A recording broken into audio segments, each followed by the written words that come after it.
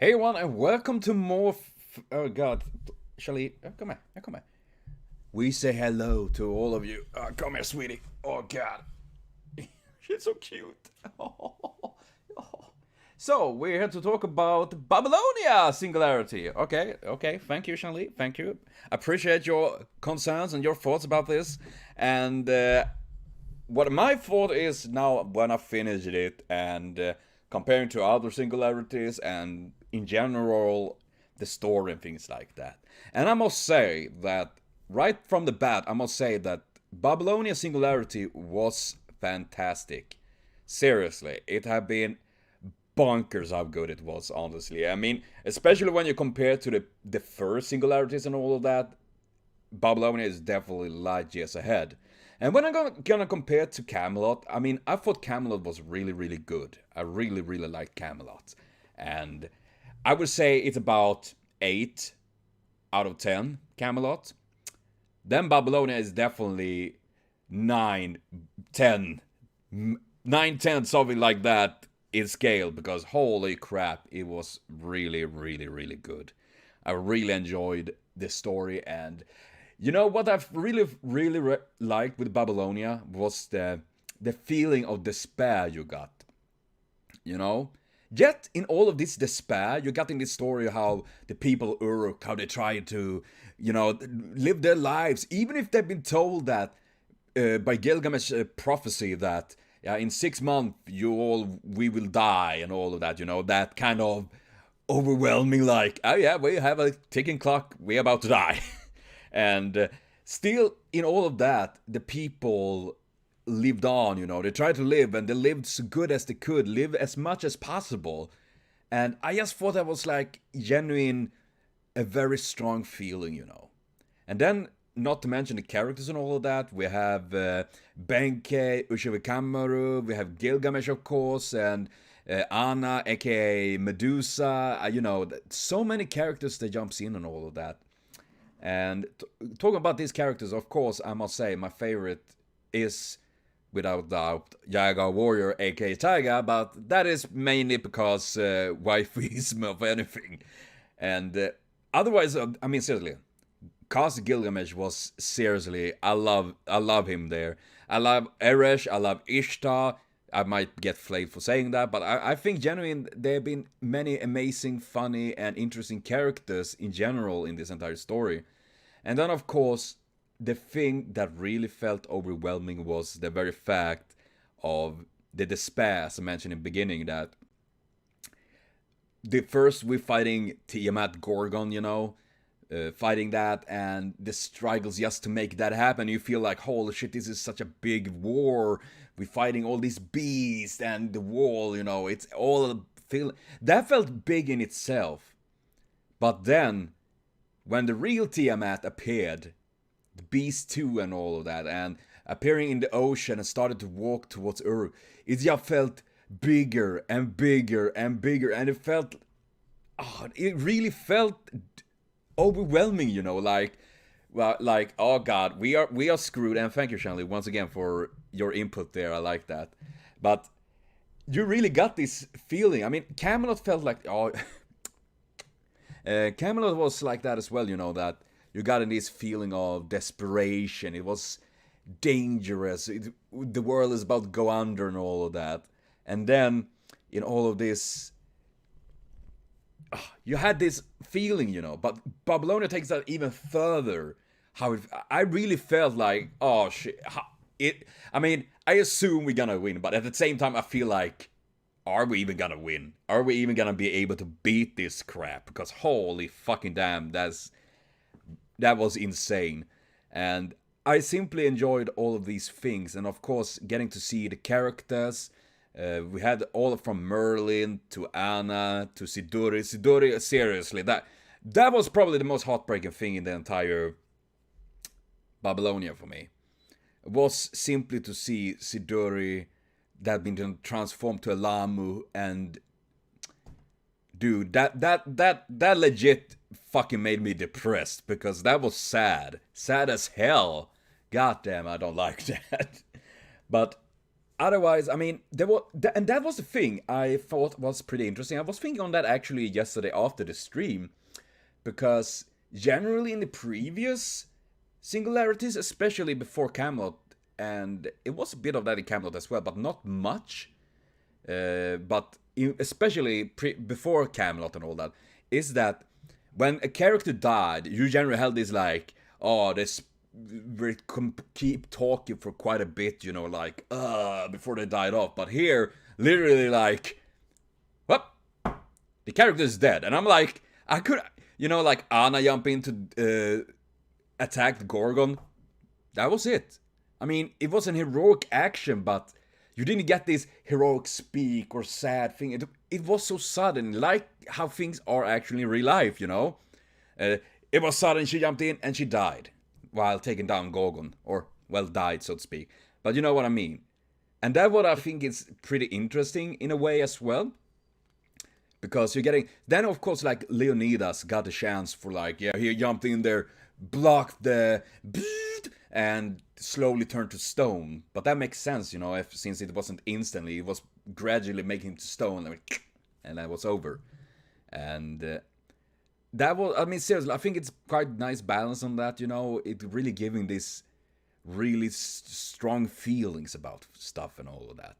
And the entire thing about the Tiamat and all that appearing and causing Mesopotamia to break and trying to ruin everything. I thought it was very, very climatic, you know. It was like just building up.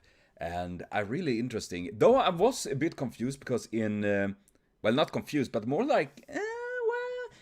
about... In Camelot, they talked about quite a bit about Romani and all that, you know. Sherlock Holmes talked about that. And Gramps too. Which was so fucking epic to see him in Babylonia. I must say that. Is that... The very fact that in Babylonia, they don't really mention anything about that. Then again, of course, I can understand, like, Gilgamesh, he probably doesn't really care about that, because in that moment, he pretty much had the entire fucking kingdom. Well, Mesopotamia trying to save the world kind of stuff, you know, so he probably didn't really care about that stuff. So, I guess we're gonna get more revelation on that on the next Singularity, with Solomon Singularity and all of that. And I am curious about that as hell, because there is some secrets going on there. And... not to mention what I also really loved with this Singularity. The music, the OST have been fantastic. I love it. It's been pumping up and you're feeling like... you know, it's so pompous. It's feeling like, holy crap, this is serious stuff and all that. And I love that. The music do so fucking much. If you don't have music or it's bad music and not fitting, it really just ruins stuff, you know. Well, maybe maybe not ruined, but it makes things less impactful, I would say. And also, do I love all the CG arts that they use in this. For example, when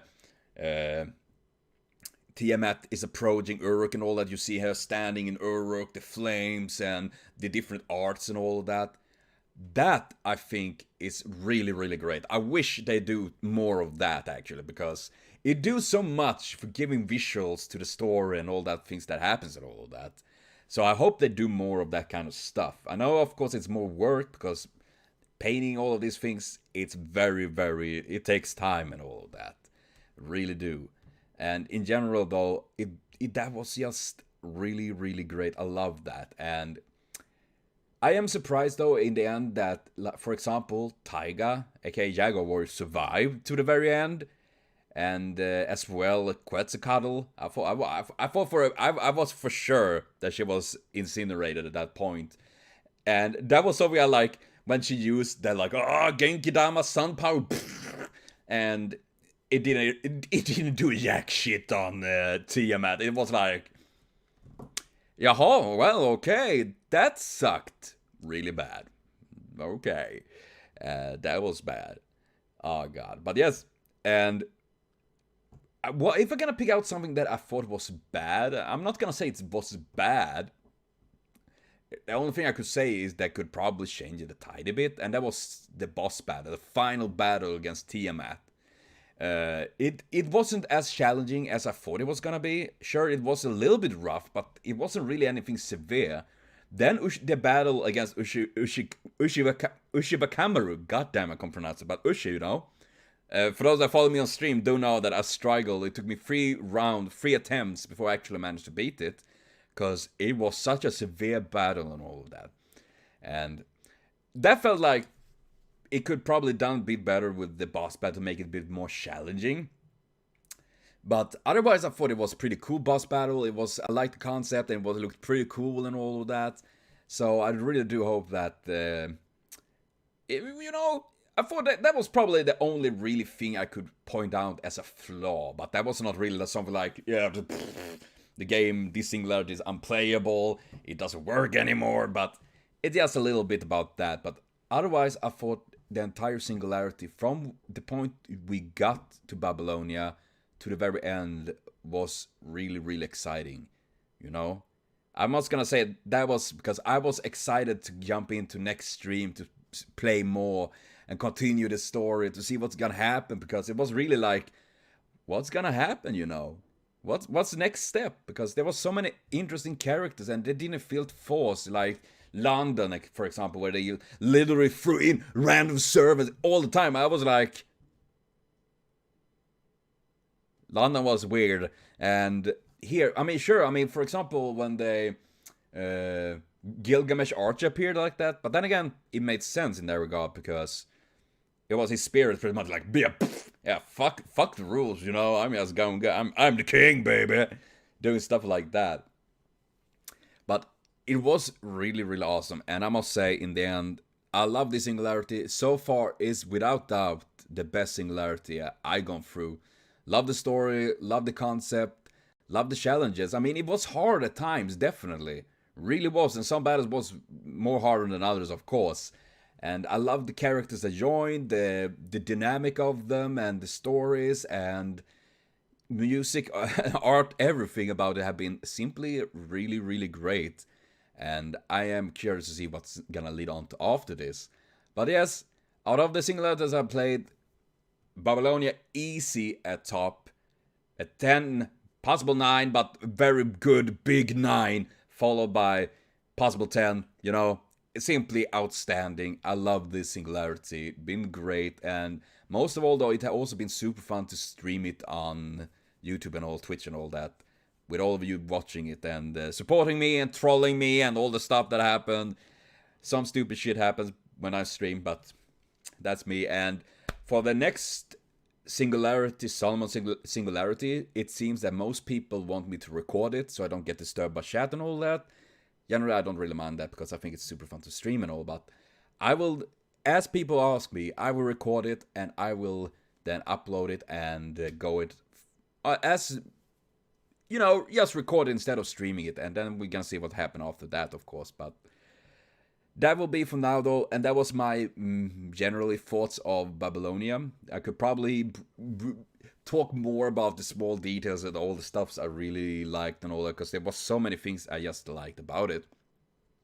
From all the things like Mashu getting more expression, and she talked, you know, she grow as a character, and generally all of these small stuff that they added into this, and the revelation of like Merlin and Gorgon appearing in the end, and you know, many things, and many things that was pretty fucked up, like Ushi was pretty much stuck there and was fucked up, and Benkei appearing, and you know, there was so many cool things. So, but yes, this is my general thoughts of Babylonia Singularity. So thank everyone for watching. I will be back with more Fate, Grand Order, and Fate in general. What is your thought of Babylonia? What do you think is the best Singularity and all of that? And yeah, write it down in comments. I'm curious. So thank everyone. See you later on. Have a continued super great day.